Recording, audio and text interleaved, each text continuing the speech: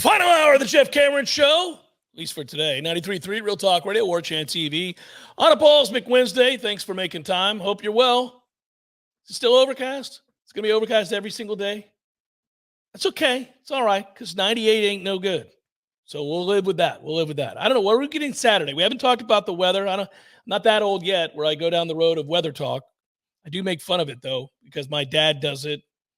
My stepbrother does it. People that are older in my life will lead with the weather, which is always funny. But I didn't even look. Do we have like a good chance of just like blazingly hot sun, or is it going to be pouring on Saturday? You check the weather window, Tom. You check. Yeah, I always check the weather window. There's a chance of a little bit of precipitation. Looks like not too much on Saturday. It's just going to be overcast as it has been. And the temperatures look like they're going to peak around 85. So, no. Hey. And so when we're at Indigo for Bloody Marys and Mimosas at 10 o'clock in the morning on Saturday on the top floor, it should be actually quite pleasant. As long as it's not too muggy, it'll be in the low to mid 70s at that point around 10 in the morning. They open up for everybody who's going to be around tailgate spots. They open up at Hotel Indigo at 9 for the Bloody Marys and the Mimosas. So if you want to have a nice little nosh and a nice beverage and take a look at the stadium to begin your game day, it opens up at 9. We'll be there closer to 10 because we do have some pregame recording responsibilities that we need to do. But it's going to be a meet and greet. We're going to hang out with each other leading up to FSU in Memphis. Like we did before the Boston College game. That was great. The game wasn't great, but yeah. People seem to love that we're just having a conversation before the game. There might be a broadcast or two from Indigo this fall. We're going to have a pregame show on the channel, and we can sort all that out later. But the weather, long and short of it, shouldn't be too blazingly hot. It should be a decent atmosphere for a football game, especially considering it's the second week of September and it's not 110. That's what it usually is. Man, I thought of something yesterday that has nothing to do with this meet and greet and hanging out and all that. It's that'll be a good time. But when the story came across the wire yesterday that there was another accuser against Deshaun Watson, he's being accused of a sexual assault and battery. Now, this is a more serious charge than the ones that were serious before regarding the incessant massage yearning of Deshaun Watson and the untimely, rolling over that went on in those massages. This is actually what is described in this, and I will not get into detail, but this is nothing short of rape. Okay, so now we've got an elevated claim here that is no longer about whether or not Deshaun Watson will be eligible to play football. It will be about whether or not he can successfully stay out of prison. Now, that is a serious topic. I understand that, and I don't want to make light of any of that. I'm looking at it from the standpoint of the gentleman in the front office that made the disastrous decision to sign Deshaun Watson to, at the time, before the other day, when Dak Prescott got more guaranteed money, just north of what Deshaun Watson has. At the time, was the largest contract in NFL history and the largest guarantee in NFL history to bring Deshaun Watson in from the Texans and bring him to play quarterback for the Cleveland Browns.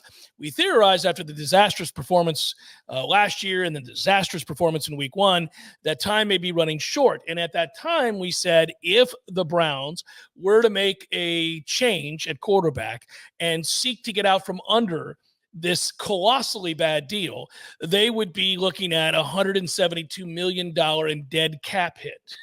Money. It's not even a real thing. Like, just to say it out loud is crazy. Like, they're hamstrung forever.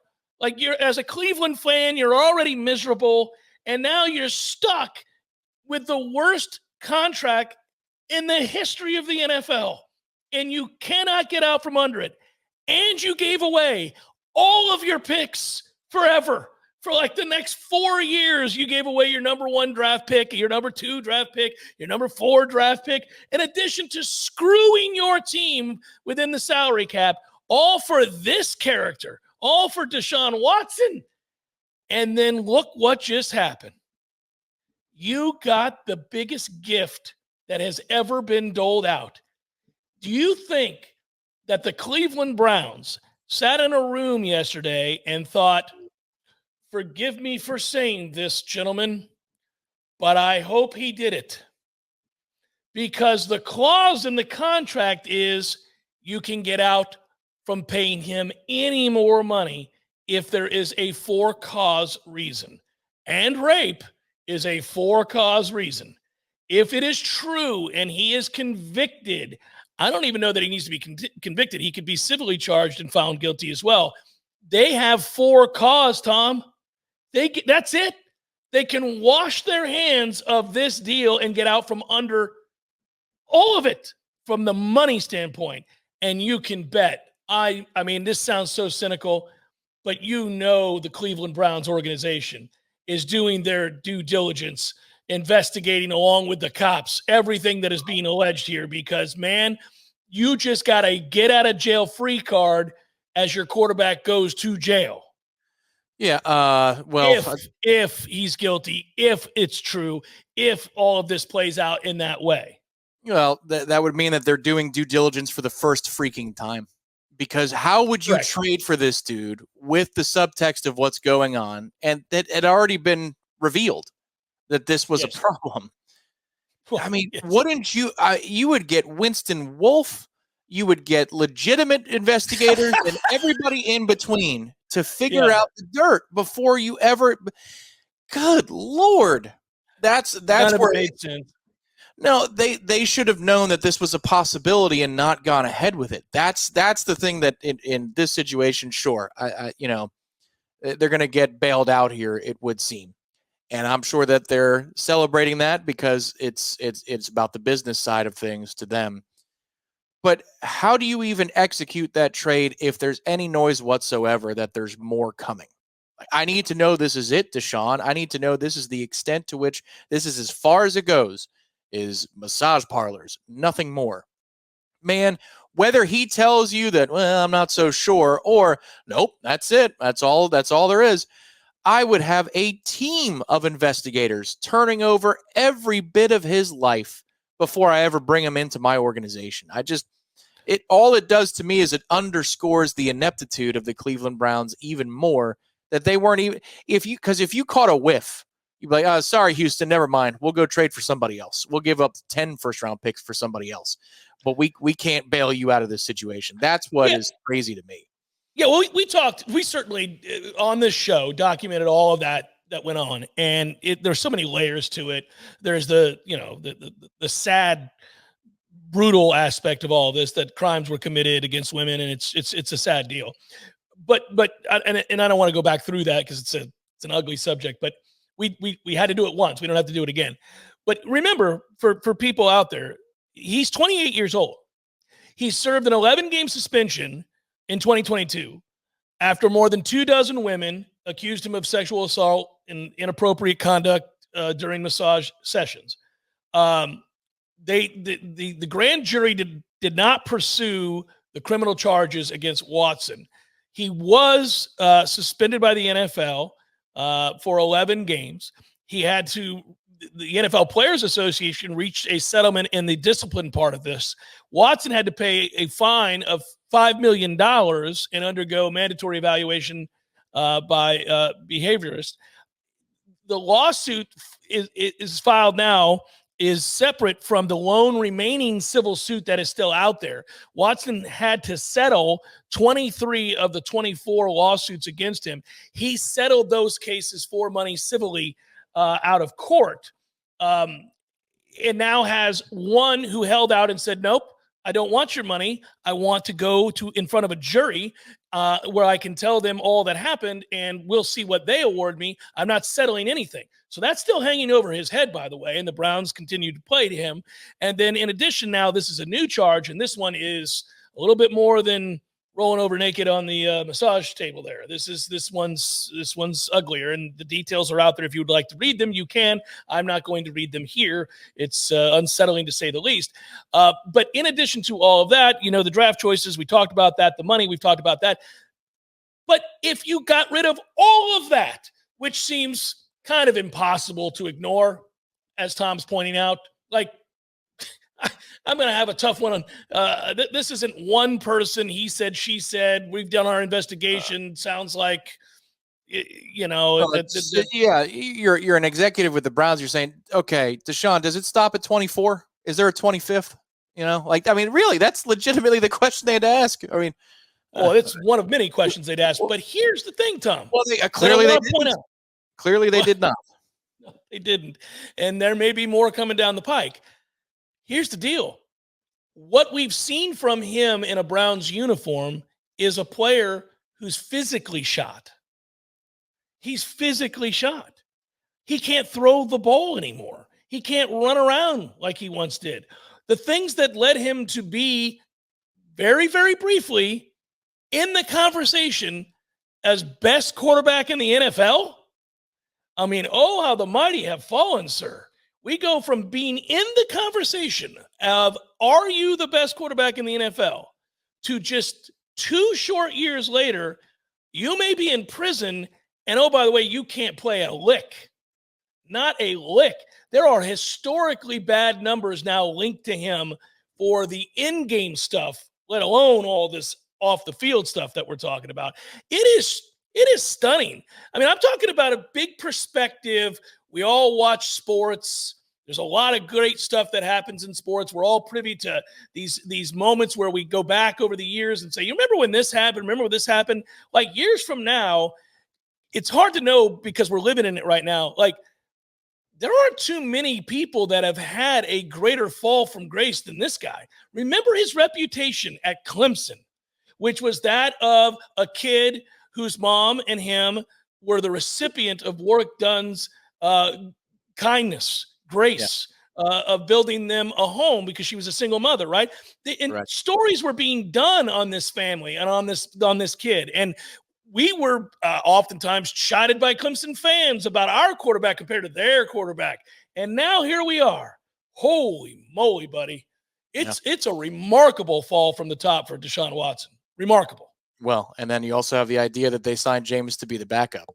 Like, I mean, Jesus, Cleveland, you couldn't choose anybody else on the earth to be the backup quarterback from an optics standpoint. This is where the PR company would be like, look, man, I even think that you could be me, you could be us, you know, and we're like, look, that Jameis thing was wonky. There's a lot of stuff there that it's not like Deshaun where you've got 36 people that we're going to find out that, you know, are, but at the same time, there's a lot of backup quarterbacks out there. Can I interest you in a guy? Remember Mike McMahon? Well, here's his clone. Remember Matt Schaub? I found his clone. So let's bring that guy in. Can we keep ourselves out of the limelight and not have outside the lines or whatever the facsimile of that is these days come on knocking on our door for every move we make? Because that's what you've invited now if you're the Browns, and you deserve it. You deserve it 100%. And the NFL sweeps these things under the rug faster than any organization on earth in terms of sports. It's amazing how quickly they do. Like, think about Tyreek Hill being a sympathetic figure now. Like, it's wild the way that ESPN is covering that particular story. And I'm not getting into the incident itself on Sunday, which has its own layers, but like totally ignoring who Tyreek Hill is as a guy for context purposes. I mean, geez, it happens all the time, man. It happens all the time. It's you got to go. You know, the weird thing with all of this, and I think the lesson learned for all of us is you got to go case by case, person by person, player by player, incident by incident. Everything it cannot be lumped together, certainly, but also you don't really know these guys. You know, that's the thing that you learn. Is you don't really know these guys. And there are a lot of great guys throughout the league. The vast majority of the guys on these teams are all really good guys, hardworking guys that have put themselves in a unique position to make a ton of money because they've worked really hard at excelling in athletics. And I don't begrudge 1 second of it. When I've talked to NFL football players over the years, they've revealed so many things to me about what it's like in a locker room, how much of a family atmosphere it really is, and a business that it really is, and like trusting that guy next to you to take care of their business. Like, you're trying to feed families and do all this sort of stuff. I know that reputationally, when things go south for a player in the league, it gets lumped in that the whole league is a problem or something. And it's just not the case. But when you see something like this happen, you really do think back in totality of how far we've come from the days of him at Clemson, him kicking ass and entering into the conversation as best quarterback in the league with the Texans of all things, to where we are now is crazy. And don't forget, the other side of this whole story is that Baker Mayfield was the Cleveland Browns quarterback whom they let walk because OBJ didn't like him and he wasn't great in Cleveland, right? There was all of that stuff that was happening. And out of nowhere, Baker, who was arrogant when he came into the league, thought he was more athletic than he really was when he came into the league, thought he was a better player than he really was when he came into the league, had to be, to some degree, humbled and humiliated, and then passed around as a glorified backup, getting spot starts. Really, as it turns out, the thing that saved his career was that impromptu start for the Rams on a Monday Night Football game where he came in that day and played exceptionally well, was extremely well thought of by the players that suited up with him that night for the gamer that he was. It kind of earned him the second chance that he got. And lo and behold, I mean, I'm not sure I've seen too many turnarounds quite to this extent. If Baker Mayfield is going to be a pseudo all-pro as he was a year ago, I say pseudo, wasn't quite there, but close. He was playing at a pretty high level. If he's going to be this guy for the Bucs, look at the opposite directions of the things that have occurred from the time that Deshaun Watson entered the league, Baker Mayfield entered the league, those paths crossing in a weird sort of way, and where we're at now. It's nuts. Well, and then also the Texans themselves, they have their quarterback of the future. I mean, they're fine. You know, that was an organization that they had Deshaun for a minute, and it looked like they were about to be going into the stratosphere with one of the better quarterbacks. Then it looks like they're in a situation of which there is no escape. There is no escape, and you're going to be in the doldrums for years. And then here comes dumbass Cleveland out of nowhere, bailing them out and putting Houston in a situation where they might very well have a top 3 quarterback in the NFL once again. Oddly enough, they had a top 3 quarterback, 2 different ones in the last 5-6 years. That doesn't happen in the NFL. You don't get that lucky twice. Deshaun falls apart personally, or old baggage comes to light, and now CJ Stroud's a badass. So, I mean, this is Cleveland invented a new way to suck because they were in a place where they were knocking on the door. They were extremely competitive with the Chiefs not too long ago in a playoff game where you think about a turnover or a couple of short field situations, 3rd and 4th down situations. They could have won that football game. Weren't they up 21-0? I don't know that they were up 21-0, were they? I think they were. I think they were up 20-0 or 21-0. We talking about the Lions and the 49ers last year? I'm talking about the Chiefs-Texans. It was the craziest thing in the world. Isn't that the game? And then the Chiefs come all the way back and No, I'm talking about the Browns. I'm talking about my apologies. Baker Mayfield and the Browns. Game was 2021. It was the 2020 season, 2021 playoffs. But Cleveland, I thought, had the better of it for a good portion of that day. And since that point, they were very close to the sun. They won a playoff game.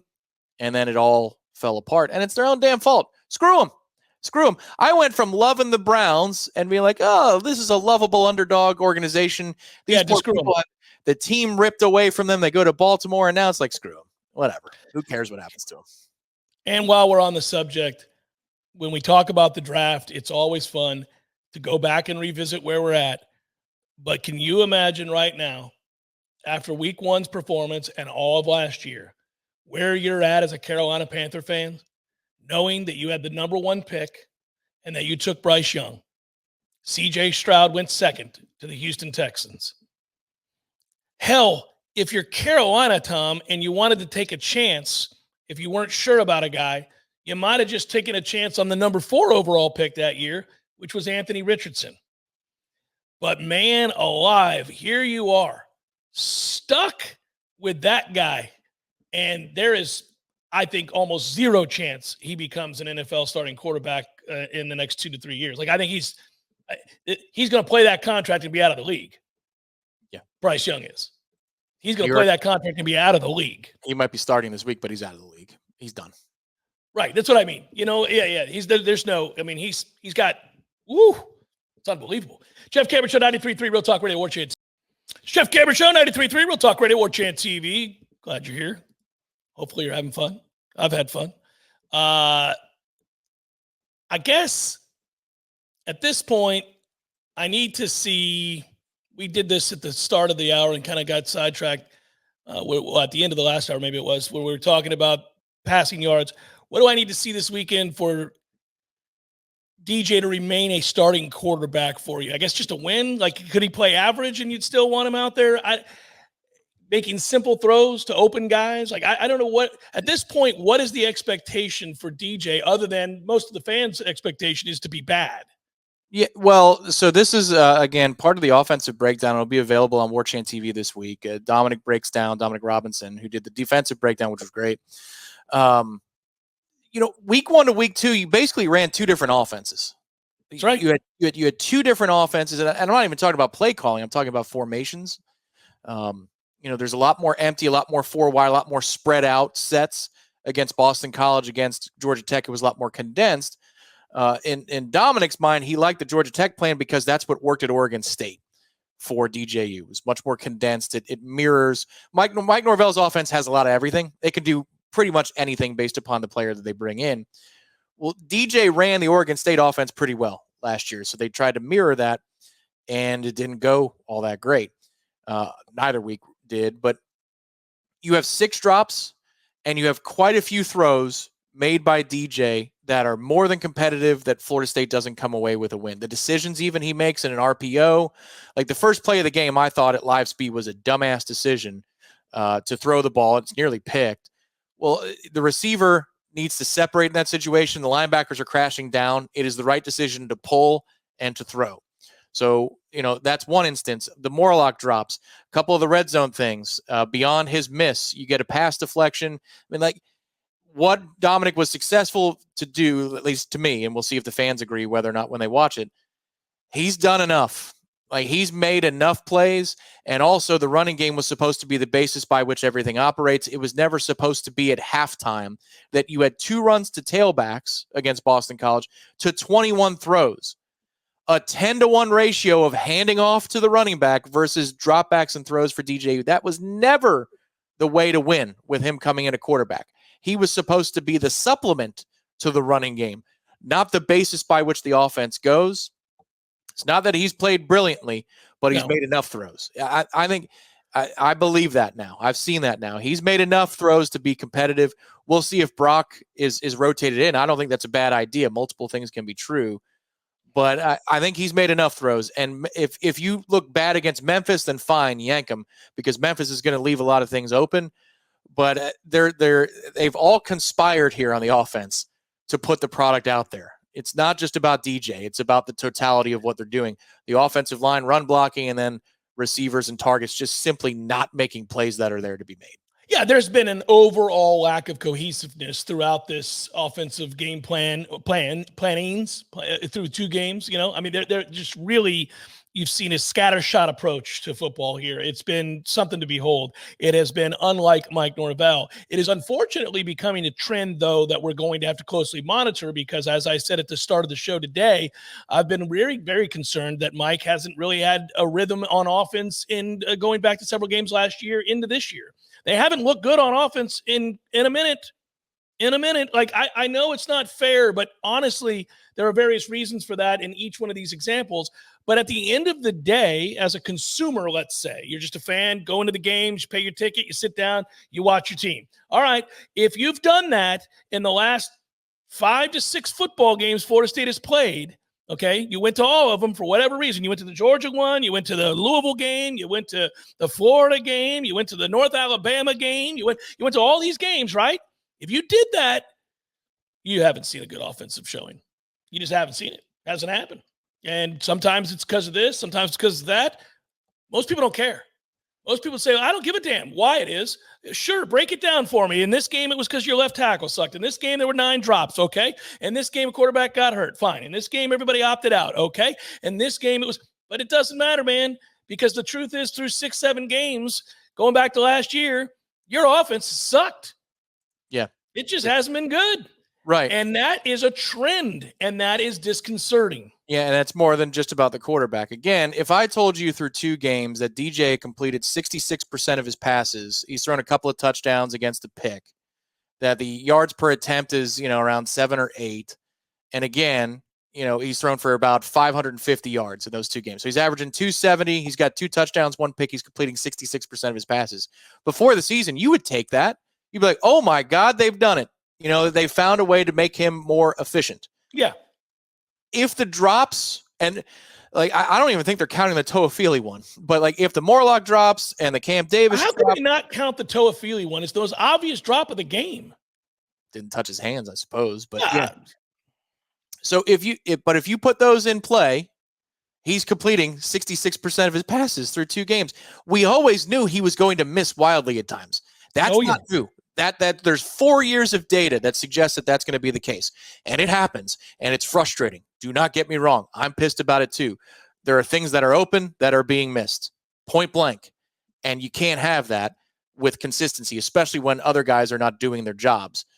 But I think if you take the whole here, I'm looking at Florida State after the first drive of this season against 6-man boxes, running the football at 2.2 yards per clip.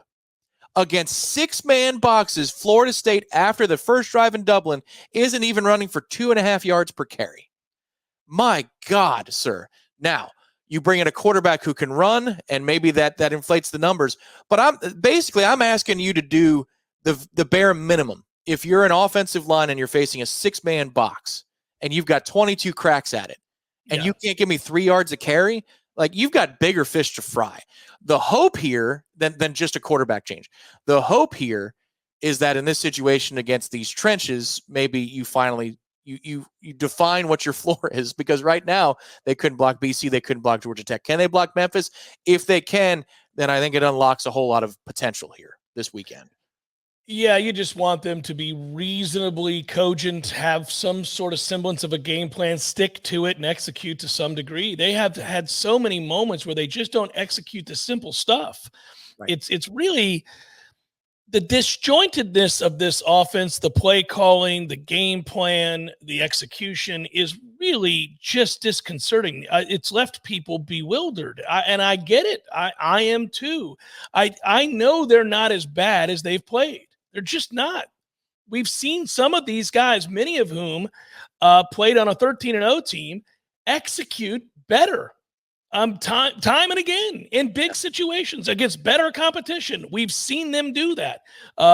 Maurice Smith has not been good in these first 2 games. He was really good for the better part of 2 years.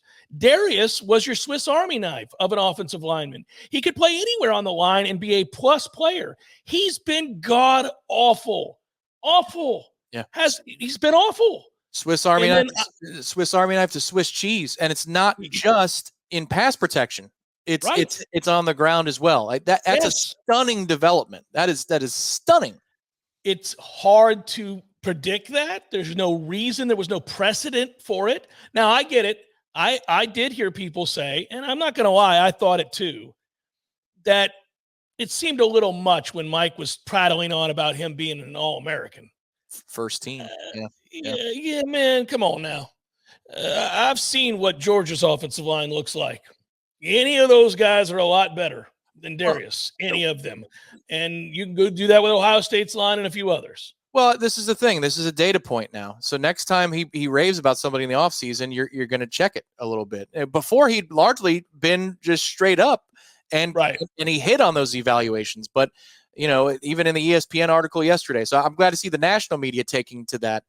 Well, they use his quotes. Right. But it's just, in the Tallahassee circles, because we know it and we live it and we breathe every morsel of information, you wonder if that part of the storyline makes its way out to the national press. And Andrea Adelson does a good job. She's tied in to the program. But she referenced Mike's quotes about what the trenches would be and what the offensive line would be. So that storyline's finally starting to make it out there.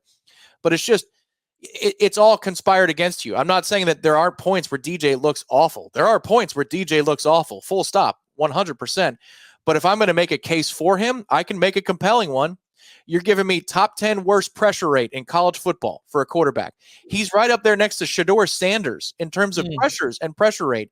We all know what Colorado's offensive line is. So you're telling me he's in the neighborhood of Shedeur Sanders. 6 drops, the inability to run the football even with a 6-man front.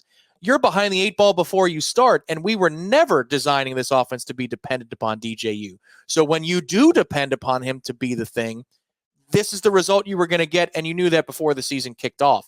The basis by which we defined our expectation for success was that we thought Florida State was going to be able to run the ball with great consistency. The only consistent thing about Florida State running the football is that they cannot do it through 2 weeks. That's the reality so far. That quote reference, Tom alluded to it, is this has been arguably the best offseason I've ever been a part of. The way that they've approached our winter drills, spring practice, summer, the work has been there. It's a fast, explosive, powerful football team, quote unquote, Mike Norvell. So here's the thing. Yes, nobody likes to be criticized. Yes, it sucks when you're getting lampooned after a terrible performance over in Ireland. I'm a big boy. I've been doing this a really long time. It happens. You get some things right, you get some things wrong, and everything in between. You are paid to give an opinion, and sometimes you're going to be off the mark. The thing is, and I pointed it out at the time, and I've continued to point it out for those that were mad at the media for Florida State being bad at football right now. One, that's laughable. Two, your head coach provided those quotes to the media. He told you that it was a fast, powerful, explosive football team. He told you it was the best offensive line he'd ever had. He told you that this was the best offseason he's ever been a part of. Come on, man. Yeah, and the issue, and like, again, whatever, you trust the assessments that you see in practice, and clearly he even said it yesterday. They practice better than they played. Well, yeah, and I trust. But also, Tom, real quick though, yes, I trust my own eyes, true, but I also trust the head coach who just engineered a 13-0 season. Correct, and he's been largely a straight shooter when they were good and they were bad. Well, not right. Largely, he was a straight shooter when they were good and they were bad leading into the season. The limiting factor is if you go with that and you take his word for it. And his word for it, it even makes the national article yesterday about Marvin Jones Jr. being this, that, and the other. Like, he would not stop raving about him.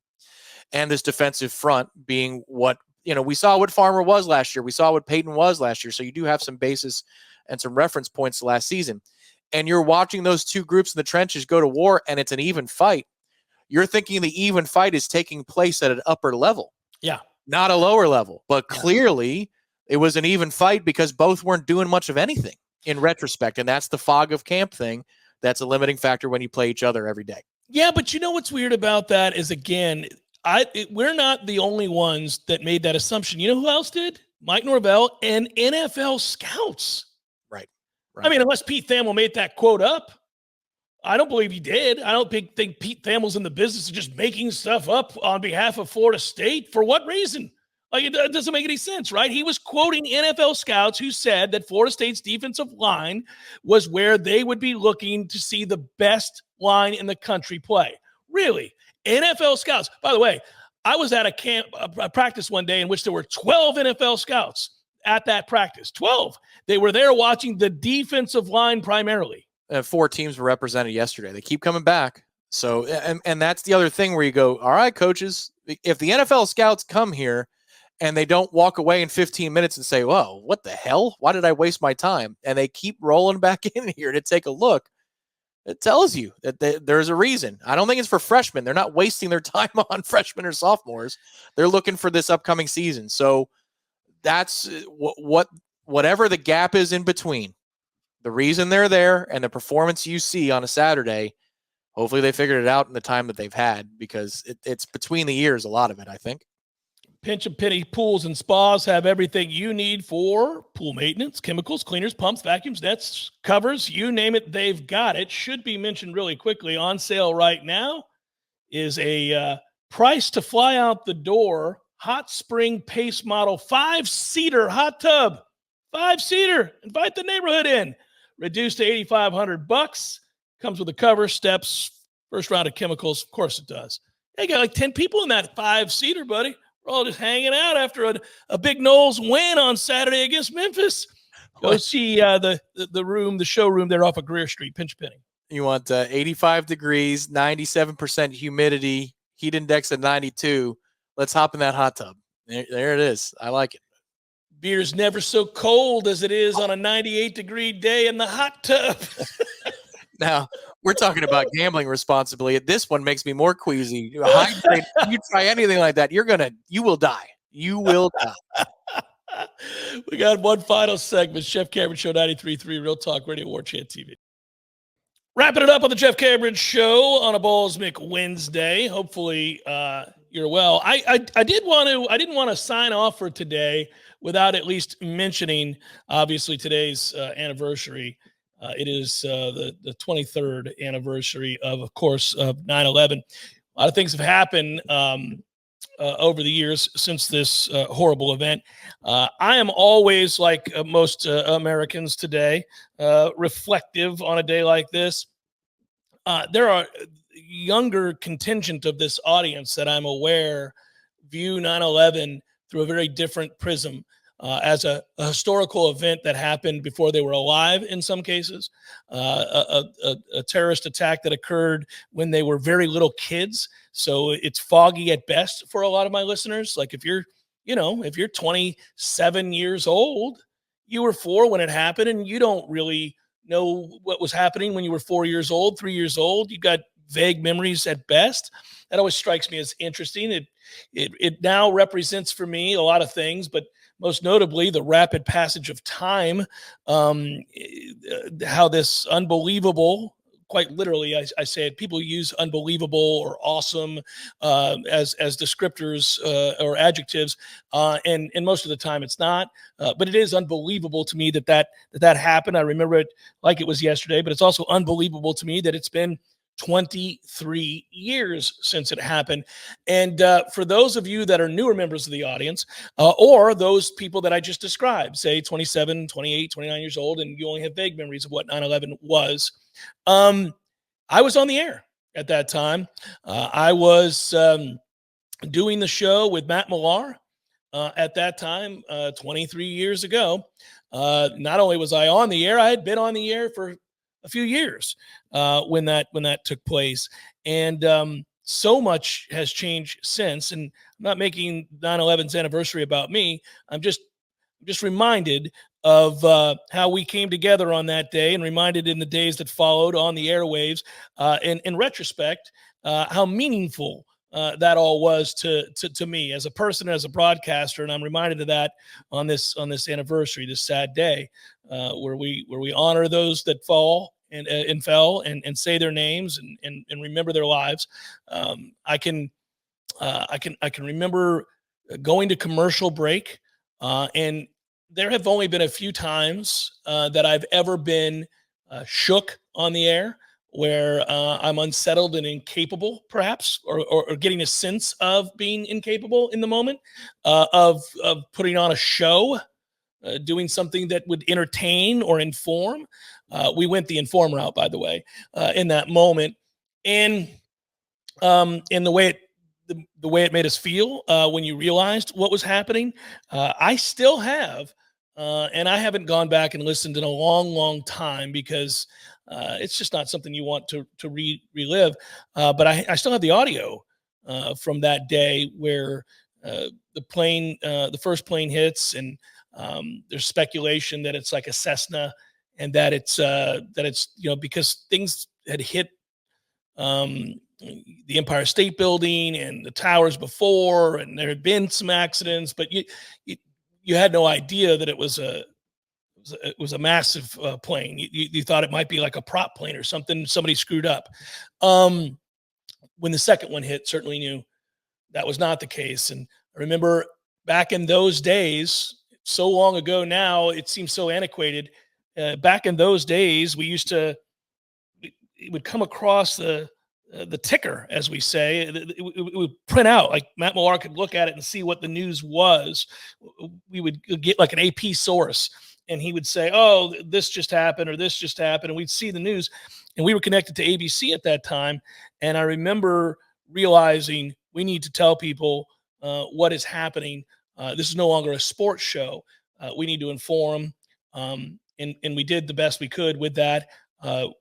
We at some point threw it to ABC News and did what everybody else did, which is to find and huddle around a television, which in those days, some of the studios had television, some did not. Some of the offices of our management team had televisions, nothing like what we have today. They were the glass televisions, and they were small, little 20-inch televisions, and we would go in and watch together in horror at what was taking place.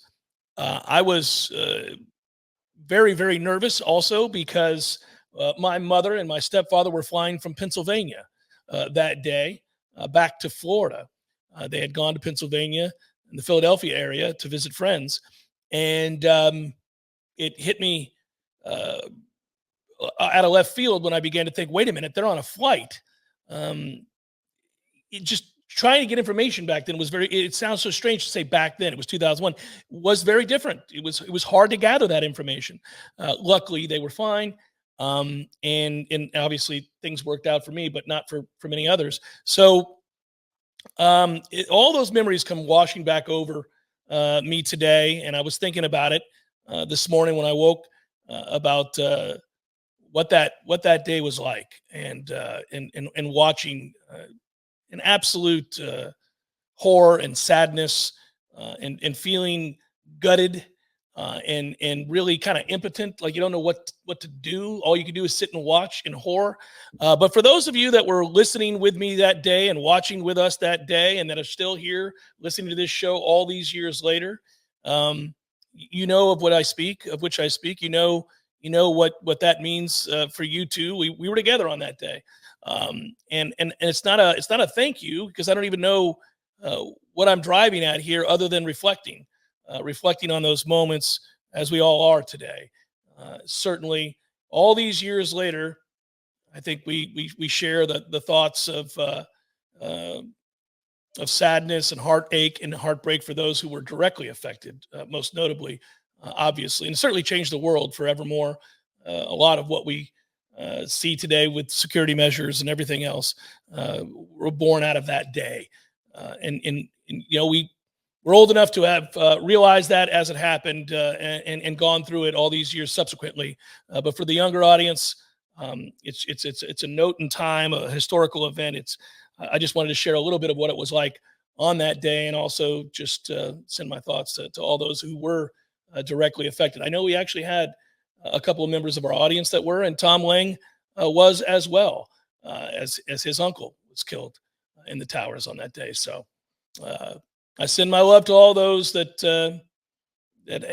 this day hits very, very hard for. Let's put it that way, as we remember those that were lost. All right, that's it. That's all for today. Thanks for listening. Tomorrow, Redemption Thursday. We'll get the wagers out there. We'll look at the slate, of course, and we'll update you on Florida State's practice from today. It will be live tomorrow all the way through. And until then, I say, as always, peace.